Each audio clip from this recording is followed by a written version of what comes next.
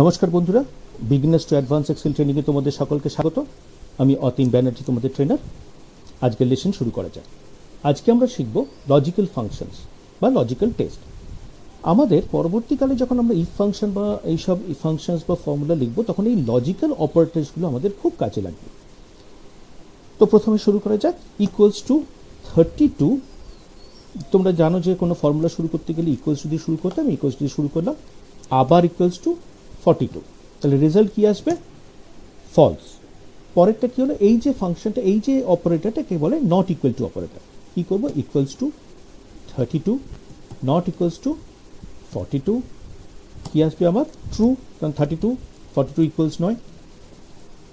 আবার আসি, equals to 32 greater than 42, false. Equals to 32 greater than equals to 42, false. Equals to 32 less than 42 হবে true.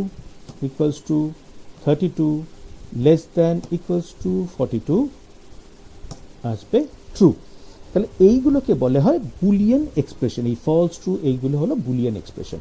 আর এই সাইনগুলোকে তোমরা জেনে রাখো, এই সাইনগুলো খুব কাজে লাগবে পরবর্তীকালে। আজকের লেসন এই পর্যন্ত। ধন্যবাদ।